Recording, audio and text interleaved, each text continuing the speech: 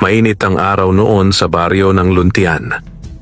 Nasa kalagitnaan ng tag-ani at halos lahat ng mga magsasaka ay abala sa pag-aani ng palay at pagtutok sa mga tanim. Ngunit si Elias, isang binatang magsasakang ulila na at namumuhay mag-isa sa kanyang maliit na kubo sa gilid ng gubat, ay mas piniling tumungo sa kakahuyan upang mangalap ng halamang gamot. Kilala siya sa baryo bilang matulungin at mabait, tahimik lang ngunit may malasakit sa kapwa. Mula sa kanyang ama, namana niya ang kaalaman sa paggamit ng halamang gamot para sa mga karamdaman. Bitbit ang kanyang gulok at sisidlan ng mga dahon at ugat, pumasok si Elias sa gubat. Sanay na sanay siya sa mga landas at paliko-liko sa masukal na kagubatan, ngunit sa araw na ito, tila may kakaiba siyang nararamdaman. Malamig ang simoy ng hangin sa kabila ng tirik ng araw. Nakabibingi ang katahimikan, at kahit ang mga ibon ay tila natahimik. Sa isang masukal na bahagi ng gubat, may narinig siyang mahina ngunit malinaw na kaluskos. Dahan-dahan siyang lumapit.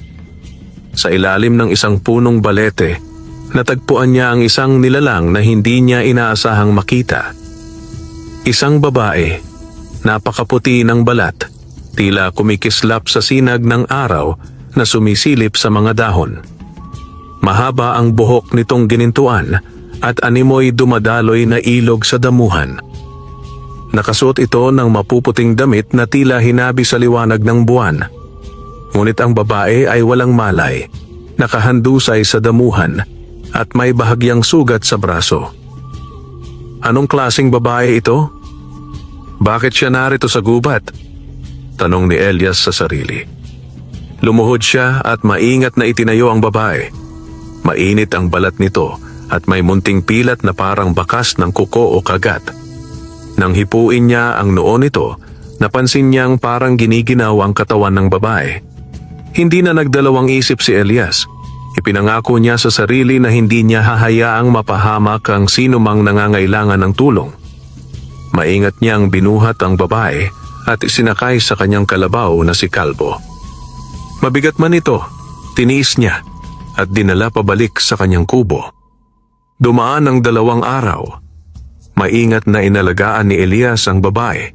Pinunasan ang katawan nito, nilinis ang sugat, at tinapalan ng mga dahon ng sambong at lagundi. Hindi niya alam kung sino ito, kung taga saan, at kung bakit siya naroroon sa gubat. Ngunit sa puso niya, naroon ang pagnanais na pangalagaan ng nilalang na tila mula sa ibang mundo. 3 araw, habang nagpapakulo ng salabat si Elias, narinig niyang umungol ang babae. Agad siyang lumapit. Pagdilat ng mga mata ng babae, bumungad kay Elias ang pinakakakaibang pares ng mata na kanyang nakita. Kulay asul na may bahagyang luntian sa gilid, tila mata ng isang nilalang na hindi tao. Saan ako? Mahina nitong tanong. Nasa kubo ka. Ako si Elias. Natagpuan kita sa gubat, walang malay. Inalagaan kita. Nagpalinga-linga ang babae. Halatang litong-lito. Hindi ko maalala ni pangalan ko. Hindi ko alam. Napakunot ang noo ni Elias. Wala kang maalala kahit ano. Ni pangalan mo, kung taga saan ka o anong nangyari. Umiling ang babae at sa kanyang mukha ay lumitaw ang kaba. Ngunit napalitan ito ng kaunting ginhawa nang makita ang mukha ni Elias, puno ng malasakit at kabaitan. Ipagpalagay nating ikaw ay isang misteryo, pabirong sabi ni Elias, pilit binabawasan ng tensyon. Hanggang sa maalala mo ang pangalan mo, tatawagin muna kitang Liway. Liway. Sambit ng babae. Maganda. Salamat, Elias. Kinagabihan, habang mahimbing ang tulog ni Liway, nakaupo si Elias sa tapat ng kanyang kubo, nakatitig sa buwan. Anong klaseng nilalang ka, Liway? Tanong niya sa sarili. Hindi ka karaniwang babae at ang sugat mo parang kagat ng mabangis na hayop Hindi niya alam. Ngunit habang tinatanong niya ito, may mga matang nakamasid mula sa kakahuyan. Mga matang mapupula, tila nag-aalab. Sa malayong bahagi ng kagubatan, sa ilalim ng isang lumang kuweba, nagtitipon ang mga nilalang ng dilim. Mababangis, gutom, at may layunin, hanapin ng nawawalang diwata. Ang tanging nilalang na kayang magbigay ng walang hanggang lakas sa kanilang hari. At ang diwata ay nasa pangangalaga ng isang binatang magsasaka na walang kaalam-alam sa panganib na nagbabadya. Maagang nagising si Elias kinabukasan. Dumiretso agad siya sa likod ng kubo upang maghakot ng tubig mula sa batis. Malapit na mag-umaga at ang kalangitan ay may bahid pa ng bahagyang dilim. Habang siya ay nakaluhod at pinupuno ang tapayan, napatigil siya. Sa tubig nakita niya ang refleksyon ni Liway, nakatayo sa di kalayuan. Tahimik, tila tulog pa ang diwa. "Liway?" tawag niya. Sabay lingon. Ngunit paglingon niya, wala na ito sa likod. Napaangat ang kilay niya at agad na tumakbo pabalik sa kubo. At doon niya natagpo ang mahimbing pa rin ang tulog ng diwata. Napakamot siya sa ulo. Guni-guni lang siguro. Mahina niyang bulong, bagamat ramdam niya ang kakaibang kilabot sa batok. Nang magising si Liway, mas malinaw na ang pananalita at kilos nito. Hindi pa rin ito maalala ang nakaraan, pero unti-unti na itong nakikibagay sa payak na buhay ni Elias. Tinuruan niya itong magsalok ng tubig, maghiwa ng gulay, at kung minsan ay naglalakad sila sa paligid upang mamitas ng prutas o mangalap ng halamang gamot. "Elias," tanong ni Liway habang naglalakad sila sa gubat, "bakit ang bait mo sa akin? Hindi mo naman ako kilala." Napangiti si Elias. "Hindi ko kailangang makilala ka para tumulong. Basta may nangangailangan, tutulong ako. Lalo na't ikaw, tila may misteryong dapat protektahan." Namula si Liway, hindi dahil sa hiya lamang, kundi dahil may kung anong nadarama tuwing tinititigan siya ng binata. Mainit, maaliwalas, ligtas. Ngunit sa likod ng lahat, may gumagalaw sa dilim. Sa isang malayong bahagi ng kagubatan, sa ilalim ng lagim ng punong molave, nakatayo ang isang nilalang na mataas, payat, at may balat na parang pinatuyong dahon. Si Lakan Barok, ang hari ng mga aswang sa silangang gubat ng Buntal, ay galit na galit. Nakalusot ang diwata.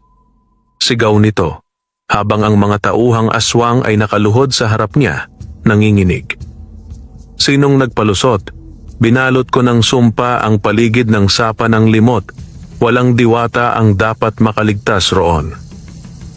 Isang matandang aswang na may mga mata na puti ang nagsalita. Nagising ang kanyang kapangyarihan, Lakan. Kahit isang iglap lamang, nakapukaw ito ng liwanag. Napaso ang balat ng ilan sa atin. "Hangal!" Sabay bigwas ni Lakan ng kanyang mahabang kuko sa katawan ng aswang. Hindi sapat ang lakas ng Diyosa kung hindi ito ganap. At kung hindi siya maiaalay sa akin bago ang kabilugan ng 3 buwan, mababawasan ang lakas ko. Umalingaw-ngaw ang ungol at halakhak ng mga nilalang sa paligid. Nakalutang ang iilan, may mga pakpak, may mababalahibong katawan, habang ang iba ay kalahating tao, kalahating baboy, at lumuluwa ng mahabang dila. Hanapin siya. Amuyin ang kanyang dugo. Kahit magbalat kayo siya, hindi niya matatakasan ang kanyang lahi. Sa kubo naman ni Elias, gabing-gabi na at tahimik ang paligid. Si Liway ay nakaupo sa may labas ng kubo, nakatingin sa buwan. May kislap sa kanyang mga mata. Hindi lang dahil sa ganda ng kalangitan, kundi dahil sa isang panaginip na paulit-ulit na bumabalik. "Liway," tawag ni Elias habang may dalang mainit na tsaa. "Hindi ka pa natutulog?" "May panaginip ako," bulong ni Liway. "Gabi-gabi, laging pareho." "Anong klaseng panaginip?" Napabuntong hininga si Liway. "May mga nilalang na itim, may pakpak, May mahahabang kuko, may mga ngipin na parang ng hayop. Tumatakbo ako. Nasa gitna ako ng apoy. Tapos may isang lalaki. May mata siyang kulay pula. Sinasabi niya, "Alay, ikaw ang alay." Nanlamig si Elias. Minsan, sa panaginip na yon, may isang binata rin. Palaging nasa gilid lang. Hindi ko siya makita ng buo pero naroon lang siya. Parang binabantayan ako. Nagkatinginan sila, nagkatitigan. Matagal, walang salita. Hanggang sa parehong bumaba ang kanilang paningin at nahuli nilang magkadikit na ang kanilang mga kamay. Kinagabihan, habang mahimbing ang tulog ng dalawa, isang aninong may mahabang dila ang dumapo sa bubungan ng kubo. Mabagal, nanginginig ang galaw, tila gutom na gutom. Isang matinis na tunog ang inilabas nito, parang sipol na marahang humahampas sa hangin. Hindi nito alam, sa loob ng kubo, isang liwanag ang biglang gumuhit mula sa katawan ni Liway. Sa isang iglap, napaso ang bubungan at napasigaw ang nilalang sa sakit. Mabilis itong tumalon palayo at tumakbo pabalik sa gubat. Muling nabigo ang dilim, ngunit hindi ito titigil. Hindi alam ni Elias at pati na rin ni Liway na ang kanyang kubo ay isa ng larangan ng isang digmaan sa pagitan ng liwanag at dilim. At ang puso nilang dalawa ang magiging susi sa lahat. Madaling araw, isang malamig at mahamog na umaga. Habang natutulog pa si Liway, tahimik na gumising si Elias at tumungo sa kakahuyan upang hanapin ang halamang mayana at makabuhay. Mga halamang madalas niyang ginagamit upang palakasin ang katawan at linisin ang dugo. Ramdam niya ang pagbigat ng hangin nitong mga huling araw, parang may kung anong paparating. Parang may nagmamatiyag, bulong niya sa sarili habang tinatabas ang damuhan gamit ang gulok. Pero wala naman akong nakikitang tao o hayop. Sa gitna ng pagputol niya ng mga sanga, may narinig siyang munting tunog mula sa likuran. Isang marahang buntong hininga. Agad siyang lumingon, ngunit wala siyang nakita. Biglang may sumipol sa hangin. Isang sibat na kahoy ang dumaan sa harap niya. Halos tumama sa kanyang muka. Agad siyang yumuko, tumakbo papalayo, at nagtago sa likod ng punong kahoy. Ramdam niya ang bilis ng tibok ng puso niya. Doon niya napagtanto, hindi na siya ligtas. At baka pati si Liway nasa panganib. Samantala, si Liway ay nagising mula sa isang mas matinding panaginip kaysa sa mga nauna. Sa panaginip niya, siya ay nakatayo sa gitna ng isang puting bulwagan, punong-puno ng gintong dahon at sinag ng araw. Sa harapan niya ay isang matandang babae na may korona ng mga rosas. "Liway," wika ng babae. "Ikaw ay anak ng liwanag. Huwag mong kalimutan kung sino ka." "Pero sino po kayo? Ano ang ibig sabihin nito?" "Ikaw ang huling bunga ng punla ng kalikasan. Ang dugo mo ay liwanag. Iyon ang dahilan kung bakit ka hinahanap. Huwag kang magtiwala sa dilim. Huwag kang matakot sa puso mo. At higit sa lahat, alalahanin mo si Itom na walang muka, ang nilalang na kumikitil sa diwata upang lakasan ang kanyang sarili." Biglang lumindol sa panaginip. Nawasak ang paligid. Umalingaw-ngaw ang halakhak ng isang lalaking paos at malalim ang boses. "Akin ka, Liway!" Nagising si Liway na basang-basa ng pawis at nanginginig.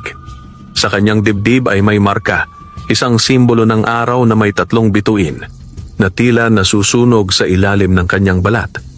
Habang humihinga siya ng malalim, unti-unti siyang napupuno ng alaala.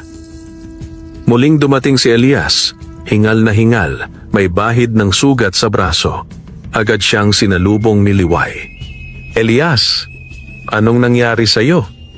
Gulat na sigaw ng diwata. "May umatake sa kin. Di ko nakita kung ano. Mabilis. Parang hayop, pero may isip. Palagay ko, hindi ito basta ligaw na nilalang. Tinapala ni Liway ang sugat gamit ang halamang iniwan ni Elias sa mesa. Habang pinupunasan niya ang sugat, nagkatinginan sila. Elias, may gusto akong sabihin. Tungkol saan? Sa sarili ko. May mga alaala nang bumabalik. Napatingin si Elias.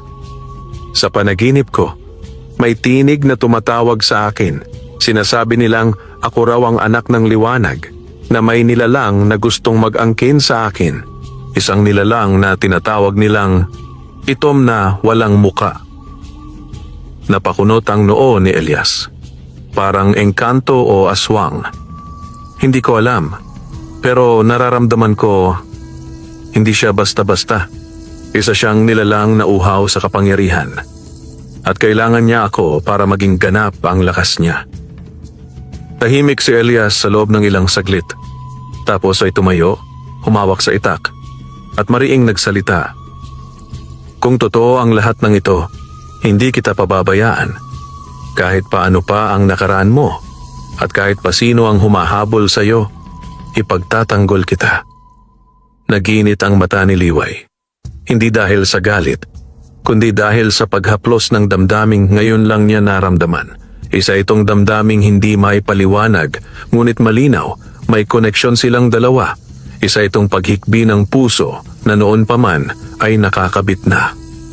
Ngunit habang sila'y nag-uusap, sa likod ng mga punong kahoy ay may 3 pares ng matang mapupula ang nakamasid.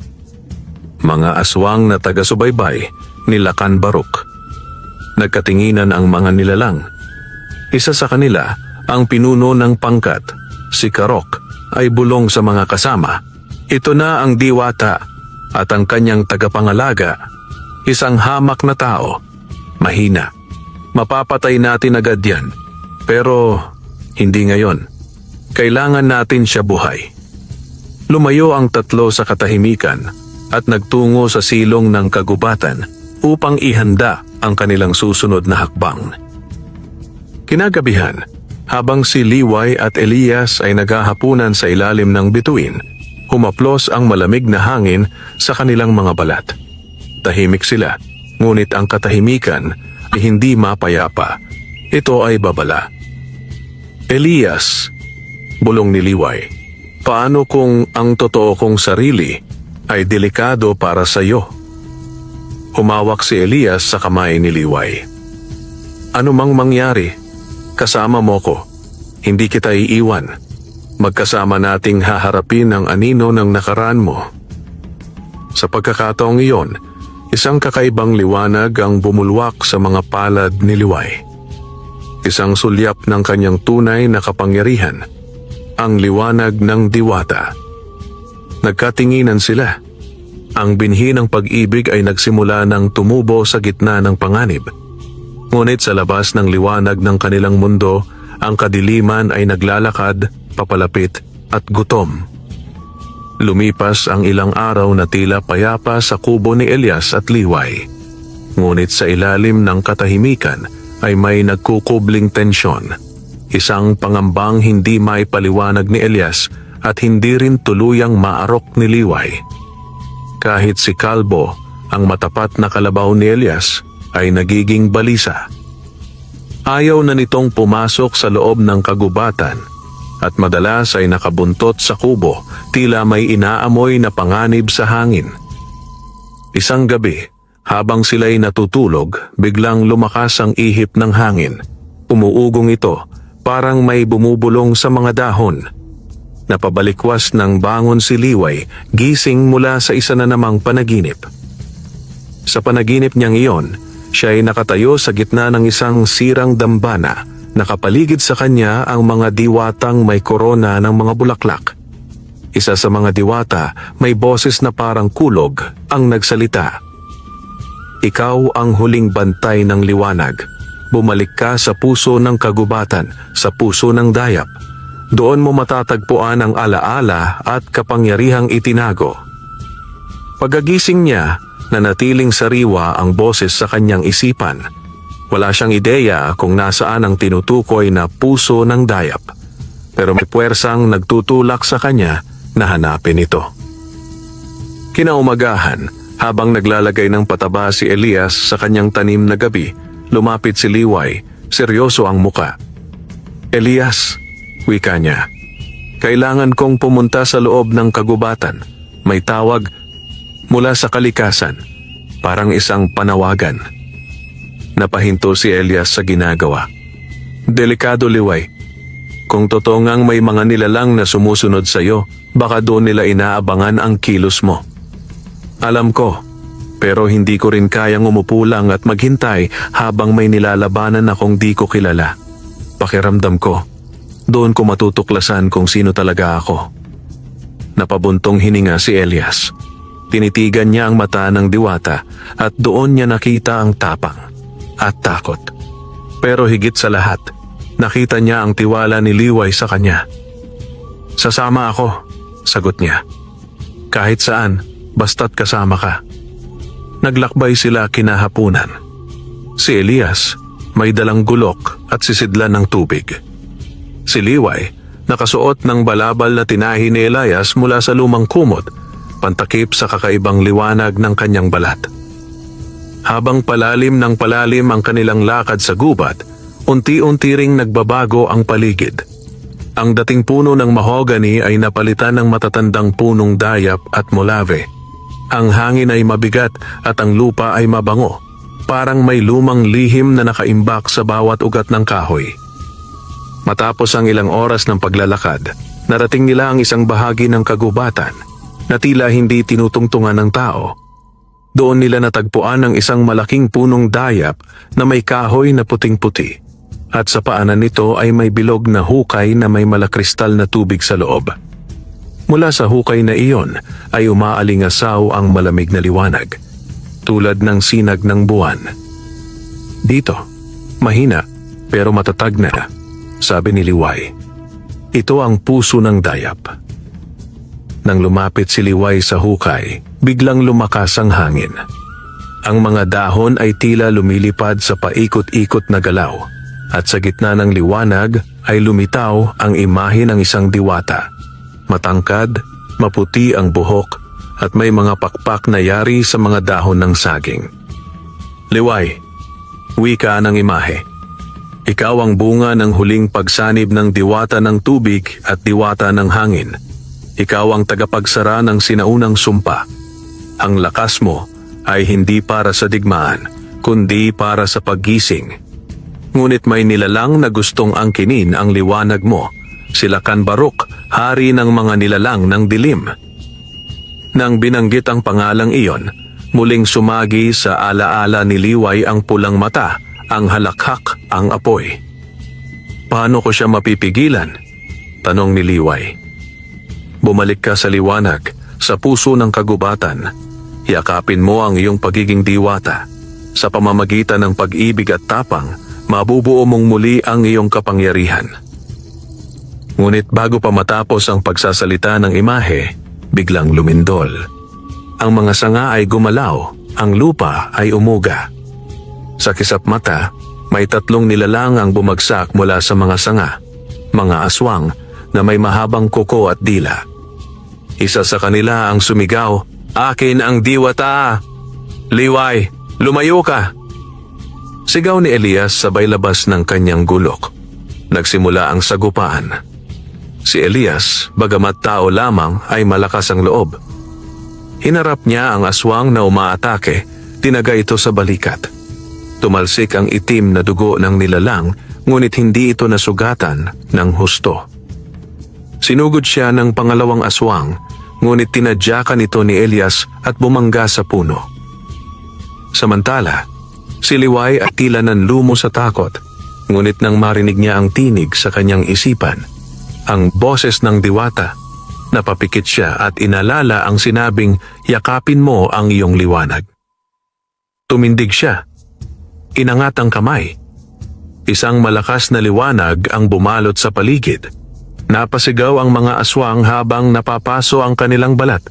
Ang kanilang balat ay nagbitak at ang mga pakpak ay nangitim. Hindi pa siya ganap, sigaw ng isa sa mga aswang. Pero sapat na para pasuin tayo. Umalis tayo. Mabilis na nagsitakbo ang mga nilalang papalayo. habang si Liway ay nanatiling nakatayo, nanginginig ang katawan, at may liwanag pa ring dumadaloy sa kanyang palad. Lumapit si Elias, hinihingal, at may kaunting gasgas sa braso. Liway, kaya mo palang lumaban. Tumingin si Liway sa kanya, luhang tumutulo sa mata. Ngunit hindi ko pa rin alam kung paano ko haharapin si Lakan Baruk o kung kaya ko. Hinawakan ni Elias ang kamay niya. Hindi mo kailangang mag-isa, magkasama tayo. At sa harap ng puso ng dayap, habang nakapaligid ang liwanag ng diwata at ang tapang ng isang magsasaka, isang panibagong simula ang isinilang.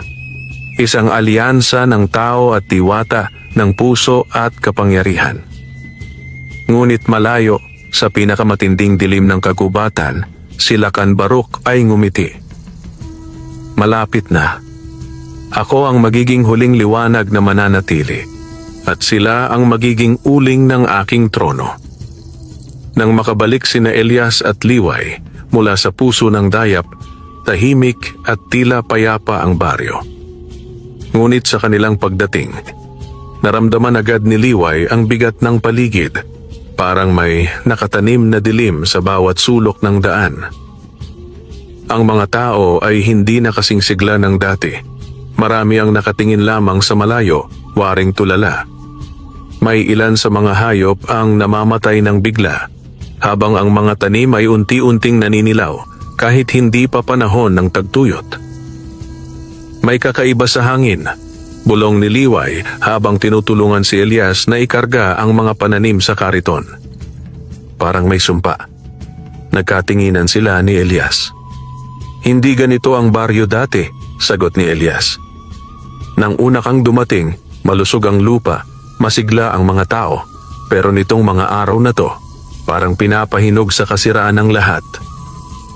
Sa gabing iyon, napagpasyahan ni Elias na bumisita sa kanyang matalik na kaibigan, si Mang Basilio, ang dating albularyo ng baryo. Matanda na ito, malabo na ang paningin, ngunit buo pa rin ang alaala sa mga lihim ng kalikasan at kababalaghan. Pagdating nila sa kubo ni Mang Basilio, agad silang pinapasok. Ah, Elias, anak, at ang kasama mong diwata. Bulong ng matanda, nakangiti, ngunit may lungkot sa mga mata. Nagulat si Elias. Diwata? Paano ninyo? Ipinanganak ako sa panahong ang mga diwata ay hindi pa alamat, kundi buhay na alaala. Ang anyo ng kasama mo, ang liwanag sa kanyang balat, at ang marka sa kanyang dibdib, di na bago sa mga mata ko. Nagkatinginan sina Elias at Liway. Mang Basilio, tanong ni Liway, ano pong nangyayari sa baryo? Bakit parang may dilim? Mabagal ang sagot ng matanda. Matagal na kayong pinagmamasdan. Simula nang tumuntong ka sa lupa ng mga tao, Liway, unti-unti nang gumising ang mga dating natutulog. Hindi lang mga aswang ang humahabol sa iyo. Ang mismong lupa ay sumasaksi sa pagbabalik ng mga sinaunang puwersa. May pumasok sa baryo. Dagdag pa ni Mang Basilio. Isang lalaki, may suot na itim na balabal, may pulang mata. Di siya namamalayan ng iba, pero gabi-gabi may mga taong biglang nagkakasakit, nawawala ang alaala o hindi na nagigising. Tumayo si Liway. Siya si Lakan Baruk. Alam kong siya yon. Narito na siya. Kinabukasan, nagpulong sina Elias, Liway at Mang Basilio sa gitna ng maliit na sapa sa baryo. Naroon din ang ilang piling tao na may kaalaman sa lumang paniniwala, sina Aling Petra, ang mananahi na may third eye, at si Lolo Simeon, ang tagapag-ingat ng sinaunang kwento ng kanilang angkan. Ang baryong ito, wika ni Lolo Simeon, ay dating tahanan ng mga diwatang lupa. Ngunit nang dumami ang mga tao at sinimulan nilang kalbuhin ng gubat, unti-unting nawala ang ugnayan natin sa kanila. Ngayon, ang pagbabalik mo, Liway, ay isang senyales, pero kasabay nito ay ang paggising ng kalaban ng mga diwata. lumapit si Aling Petra at inilatag ang isang lumang tela na may burda ng mga simbolo, araw, bituin, buwan, at isang aninong walang mukha. Narito sa burdang ito ang hula. Kapag ang huling diwata ay muling tumapak sa lupa ng tao, muling gagalaw ang anino ng limot. Ngunit kung ang kanyang puso ay sumanib sa pusong ginto ng tao, lalaban ng liwanag at magwawagi. Napatingin si Elias kay Liway. Alam niyang siya ang tinutukoy sa puso ng tao. At batid niyang hindi na ito basta kwento. Ito ay kanilang kapalaran. Ngunit sa kabilang dako ng baryo, sa isa bakanting bahay na dati pinaniniwala ang sinumpa, may isang aninong nakatayo sa dilim. Si Lakan Barok sa kanyang anyong tao ay pinagmamasda ng langit. Malapit na, bulong niya. Ang gabing 3 buwan ang maglalaban-laban sa langit. Doon ko iaalay ang diwata, at ako ang magiging Diyos ng dilim. Sa kanyang likuran, lumitaw ang isang batang lalaking parang tulala. Siya ay isa sa mga kabataan sa baryo na naglaho ng ilang araw. Mag-ingat kayo, bulong ni Lakan Barok. Ang inyong kabaitan ay siyang magiging dahilan ng inyong pagkamatay. Sa gabing iyon, habang si Elias at Liway ay magkasamang nagpapahinga sa tapat ng kubo, lumapit si Liway sa binata at mahinang wika. Elias, kung sakaling hindi ako makaligtas, ano man ang mangyari. Tama na, putol ni Elias. Hindi ko papayagang mawala ka. Hindi ko papayagang maagaw ka ng kadiliman. Mahigpit ang hawak niya sa kamay ng diwata. At sa unang pagkakataon, naglapat ang kanilang mga labi. Isang halik na puno ng pangako na sa gitna ng kadiliman, sila'y magiging liwanag ng isa't isa. Ngunit habang sila'y magkasama, sa paligid ng baryo ay gumagapang na ang mga nilalang ng dilim, tumatawid sa bubungan, sumisinghot sa hangin, at nagmamasid mula sa ilalim ng lupa. Sa darating na mga gabi, ang baryo ay magiging larangan ng isang labang matagal nang isinulat sa mga bituin. Gabing tahimik sa baryo ng Luntian, ngunit ang katahimikan ay tila pinipigil lang ng manipis na lambat. Isang iglap lang ay maaari itong punitin ng sigaw ng kaguluhan. Sa mga ulap ng langit, unti-unti nang nagtatagpo ang 3 buwan.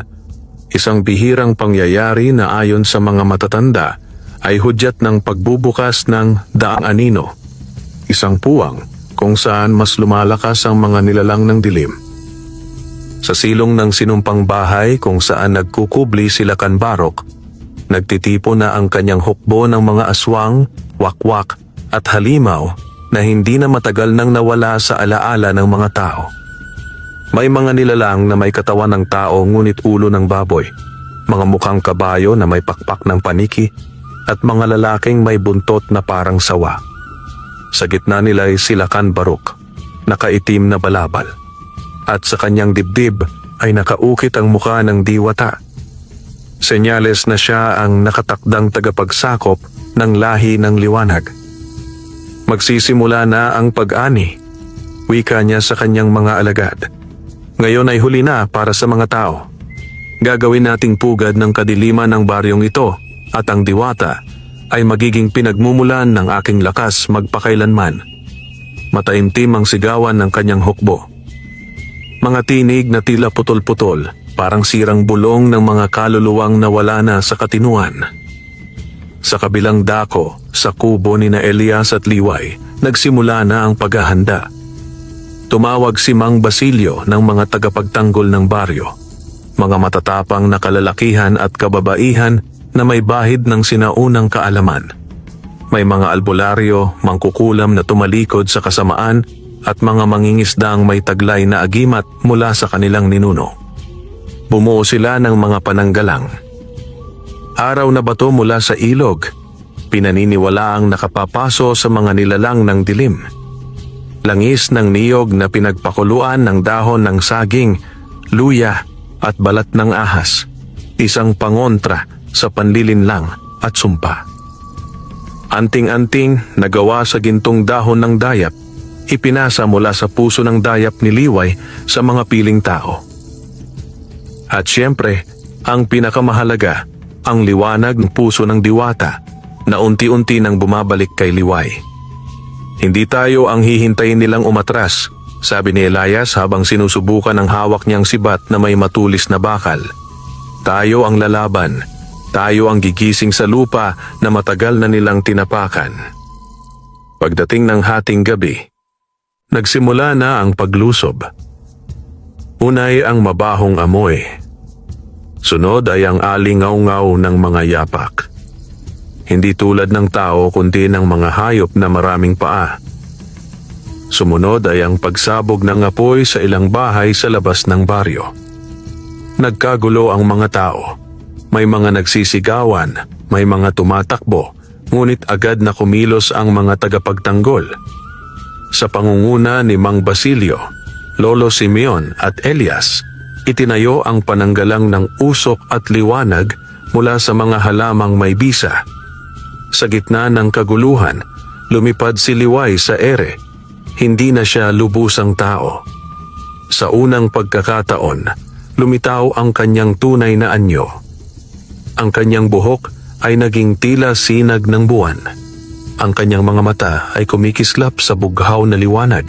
At ang kanyang likod ay unti-unting tumubo ng mga pakpak na yari sa liwanag at ulap. Mga nilalang ng dilim, sigaw ni Liway mula sa himpapawid. Hindi niyo madadala ang baryong ito, hindi niyo madadala ang liwanag ng lupa. Ang mga aswang ay nagsisigaw. Lumipad ang wakwak, sumugod ang mga nilalang na gumagapang. Isang matinding labanan ang sumiklab sa gitna ng baryo. Si Elias, bitbit ang sibat at itak, ay nakipaglaban sa isang nilalang na may 2 ulo. Naputol niya ang isang ulo, ngunit muntik na siyang makagat ng isa pa kung hindi agad dumating si Liway at tinamaan ito ng liwanag mula sa kanyang palad. Salamat, bulong ni Elias, hingal na hingal. Ngumiti si Liway. Ako ang dapat magpasalamat. Sa simula pa lang, ikaw na ang liwanag na gumising sa akin. Ngunit sa gitna ng tagumpay ng unang labanan, isang malakas na halakhak ang umalingaw-ngaw. Mahal na diwata, wika ng tinig mula sa himpapawid. Lumabas mula sa ulap ang malahiganting anyo ni Lakan Baruk. Pula ang mata at ang mga kamay ay tila usok. Sa kanyang katawan ay nakakadena ang 3 aswang na ginawang alay upang lakasan ang sarili. Ang laro ay hindi pa tapos. Hindi mo pa ako kilala, Liway. Ako ang dahilan kung bakit wala kang alaala. Ako ang pumatay sa iyong mga magulang. Ako ang lumikha ng takot sa mundong ito. Sumigaw si Liway at mula sa kanyang katawan ay bumulwak ang matinding liwanag. Nanginginig ang paligid. Naputol ang paglipad ni Lakan Baruk, ngunit hindi siya nawala. Hindi pa ngayon, sabi nito, sabay hampas ng hangin na may itim na enerhiya. Natamaan si Elias at tumilapon sa lupa. Elias! Sigaw ni Liway. Agad siyang lumapit sa binata. May dugo sa gilid ng labi nito, ngunit may ngiti pa rin sa kanyang mukha. Liway, lumalakas ka na. Ipagpatuloy mo. Huwag mong sayangin ang liwanag mo para sa akin. Napaluhod si Liway. Humahagulgol. Ngunit sa kanyang luha, may kapangyarihang gumising. Muling lumiwanag ang kanyang palad, hindi dahil sa galit, kundi dahil sa pagmamahal. Hindi mo kami matatalo, Lakan Baruk, sigaw niya. Dahil hindi mo kailanman mauunawaan ang liwanag ng puso. Sa sandaling iyon, bumalot ang liwanag sa buong baryo. Umatras ang mga nilalang ng dilim. Si Lakan Baruk ay napilitang umatras sa kanyang anino, pansamantalang naitaboy. Ngunit bago siya tuluyang lumisan, iniwan niya ang isang babala. May isang gabi pa. Sa 3 gabi ng 3 buwan, babalik ako. At sa gabing iyon, lahat kayo ay luluhod. Habang naghihilom ang baryo at nagpapagaling si Elias, si Liway ay nanatili sa tabi niya. Pinagmamasdan ang kanyang mukha. Hindi pa tapos ang laban, bulong niya. Pero sa bawat araw na lumilipas, alam kong hindi na ako nag-iisa. At alam kong kahit sinong harapin natin, kaya nating ipaglaban ang liwanag. Nang gabing iyon, ang langit ay tila isang malaking mata na nagmamasid sa lupa. Tumapat ang 3 buwan, ang pula, ang pilak, at ang dilaw. Isang pambihirang pangyayari na minsang nangyari lamang noon pa mang panahon ng mga alamat. Isa itong senyales ng malaking pagbabagong magaganap sa mundo ng tao at engkanto. Sa gitna ng Baryo Luntian, ang lahat ay nakahanda na. Si Elias ay may hawak na bangkaw na iniwan sa kanya ng yumaong ama. Sinabing ito ay ipinasa ng mga ninuno upang ipagtanggol ang bayan laban sa mga nilalang ng dilim. Si Liway naman, suot ang puting damit na hinabi mula sa sinulid ng mga diwata, ay may hawak na pulseras ng liwanag, isang huling alaala ng kanyang mundo. Dumating na ang oras, Animang Basilio, habang binubuo ang 3 bilog na apoy sa paligid ng baryo.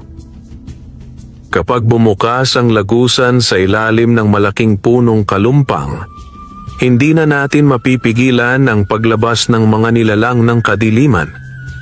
Tanging ang pusong may alab ng pag-ibig at sakripisyo ang makapagsasara nito.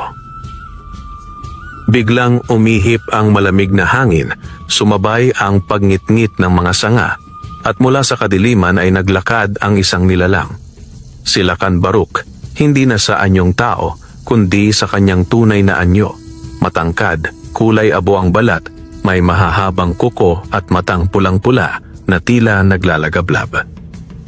Liway, aniya sabay hila ng hangin gamit ang kanyang kamay. Akin ka. At sa iyong dugo, ang kaharian ng dilim ay muling mabubuo. Agad sumalakay ang kanyang mga alagad, mga aswang na may pormang mababangis, may pakpak, ilan ay anyong usok na bumabalot sa katawan ng mga taga-baryo. Nagsimula ang labanan. Lumipad si Liway sa ere, lumabas ang kanyang tunay na anyo bilang diwata. Ang kanyang buhok ay kumikislap, at mula sa kanyang palad ay lumabas ang mga bolang liwanag na tumatama sa mga halimaw. Pinapabagsak ang mga ito sa isang kisap mata.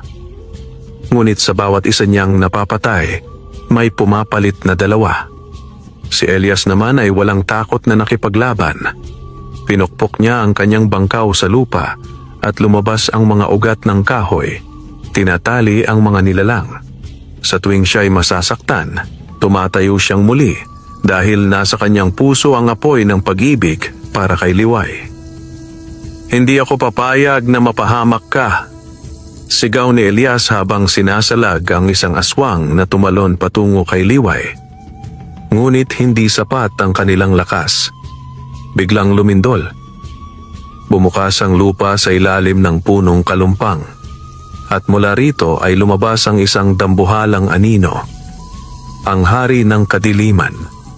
May anyo itong usok na may 5 mukha, umiikot na parang alon, at bawat pagiyak ay nagiging kulog. Isang halimaw na mahigit 100 taon nang nakabaon sa ilalim ng lupa. Huli na kayo, sigaw ni Lacan Baruk. Ang dugo ng diwata ay magiging susi. Ialay mo ang sarili mo, Liway, o lahat sila'y mamamatay. Nagpakawala siya ng itim na sibat na tumama sa isa sa mga matatanda ng baryo. Sumigaw si Aling Petra habang nakikita ang katawan ng kanyang asawa na natamaan at naging abo. Tama na, sigaw ni Liway. Humakbang siya patungo kay Lacan Baruk, nagsisimulang lumiwanag ang kanyang katawan. Kung ako ang kailangan mo, kunin mo ako. Liway, huwag, sigaw ni Elias. Tinangka niyang lapitan ito ngunit pinigilan siya ng pader ng kadiliman. Elias, ito ang tadhana ko, bulong ni Liway habang papalapit kay Lacan Baruk. Ngunit ang puso ko mananatili sa iyo. Lumuhod siya sa harap ng halimaw. Ngunit bago pa man siya maabot ni Lacan Baruk, isang matalim na liwanag ang sumabog mula sa kanyang puso. Isang puting enerhiya na tila nagmula sa pinagsamang pag-ibig, sakripisyo at kalinisan ng damdamin. Nabulag ang mga mata ni Lakan Baruk. Anong? Hindi, imposible ito. Boom! Isang matinding pagsabog ng liwanag ang yumugyog sa buong baryo. Ang mga halimaw ay nagsimulang magsigawan, mabuwal at masunog sa liwanag. Maging ang aninong hari ng kadiliman ay nawasak sa gitna ng kalangitan at ang lagusan sa ilalim ng puno ay biglang nagsara. Nang humupa ang liwanag, si Elias ay nakaluhod sa lupa. Liway? Sa gitna ng abo at liwanag, naroon si Liway. Nakaluhod rin, humihinga, ngunit lupaypay. Sa kanyang noo ay may marka na parang sinag ng araw. Buhay siya. Lumapit si Elias at niyakap siya ng mahigpit. Tapos na, bulong ni Liway. Tapos na ang dilim. Sa paligid nila, isa-isang bumangon ang mga tao ng baryo. Ang mga bituin ay nagningning muli. Ang mga halaman ay unti-unting nanumbalik sa sigla. At ang hangin, sa unang pagkakataon sa mahabang panahon, ay muling amoy lupa at kalayaan. Ngunit sa ilalim ng isang malayong puno sa gubat, isang mumunting abo ang dahan-dahang humalo sa lupa at parang may munting bulaklak na sumibol, itim ang talulot. Makalipas ang 3 araw mula sa madugong laban sa ilalim ng 3 buwan, muling bumalik sa normalang takbo ng buhay sa Baryo Luntian. Subalit hindi ito ang dating normal na puno ng takot at pangamba. Ngayon, ang bawat umaga ay may dalang bagong pag-asa. Ang hangin ay sariwa, ang mga ibon ay mas masigla sa kanilang pag-awit, at ang mga saging sa bukirin ay muli na namang namumunga ng sagana. Ngunit may isa sa mga puno na namumunga ng kakaiba. Ang punong iyon ay matatagpuan sa likod ng kubo ni na Elias, at sa gitna ng kumpol ng mga hinog na saging ay may isang mutya. Maliit, bilugan at kumikislap ng ginintuang liwanag. Ayon kay Mang Basilio, ito ang bunga ng pagsasama ng pag-ibig ng tao at diwata at ng pagtatagumpay laban sa dilim. Yan ang mutya ng saging, ani Mang Basilio, habang hawak ito sa palad. Hindi basta kayamanan. Isa itong anting-anting na nagbibigay lakas, proteksyon at karunungan sa sino mang may pusong dalisay. Ibinigay ito kay Liway bilang pagkilala sa kanyang sakripisyo at pinagmulan. Ngunit imbes na gamitin ito para sa sarili, nagdesisyon siyang itanim muli ang mutya sa gitna ng baryo sa tabi ng lumang balon. Hindi ito para sa akin lamang, ani Liway. Ito ay para sa buong Baryo Luntian, para sa lahat ng susunod na salinlahi. Mula noon, tuluyang nagbago ang baryo.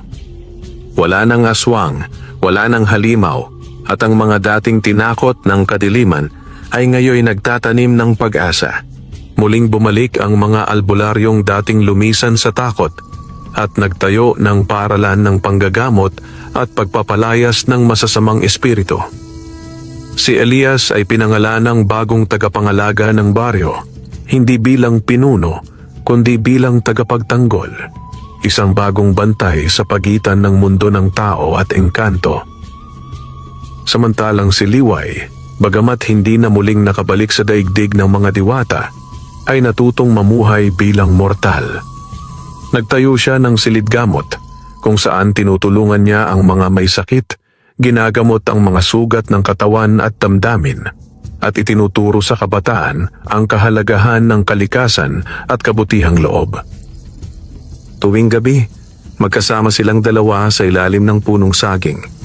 Nakaupo sa isang banig habang pinagmamasdan ang mga alitaptap na sumasayaw sa liwanag ng buwan. Ngunit isang gabi, habang naglalakad si Elias sa gilid ng gubat, napansin niyang muli ang punong kalumpang kung saan sumibol ang dilim. Wala na itong kapangyarihan, ngunit sa paanan ng puno ay may kakaibang anino. Isang bulaklak na may itim na talulot, lumalalim ang ugat pababa sa lupa. Napayuko si Elias at hinaplos ang bulaklak. Hindi pa tuluyang tapos ang lahat. Bulong ni Mang Basilio na biglang lumitaw sa likuran niya. Hanggat may inggit, kasakiman at kasamaan sa puso ng tao, may puwang ang dilim na bumalik. Ngunit ngumiti si Elias. Hanggat may pag-ibig, may liwanag tayong ilalaban. Ang mutya ng saging ay hindi lamang isang prutas ng kayamanan o kapangyarihan. Isa itong sagisag ng sakripisyo, katapangan at pagmamahal, na kahit sa harap ng kadiliman, ang isang pusong tapat ay sapat na upang magdala ng pag-asa sa buong bayan. At sa Baryo Luntian, ang alamat ni Elias at Liway ay mananatiling buhay. Ipinapasa sa bawat salinlahi bilang paalala na kahit ang pinakaordinaryong magsasaka at ang nawawalang diwata ay maaaring maging bayani. Wakas.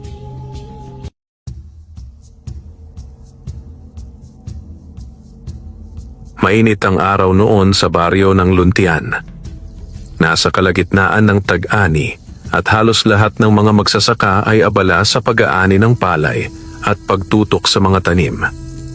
Ngunit si Elias, isang binatang magsasakang ulila na at namumuhay mag-isa sa kanyang maliit na kubo sa gilid ng gubat, ay mas piniling tumungo sa kakahuyan upang mangalap ng halamang gamot. Kilala siya sa baryo bilang matulungin at mabait, tahimik lang ngunit may malasakit sa kapwa. Mula sa kanyang ama, namana niya ang kaalaman sa paggamit ng halamang gamot para sa mga karamdaman. Bitbit ang kanyang gulok at sisidlan ng mga dahon at ugat, pumasok si Elias sa gubat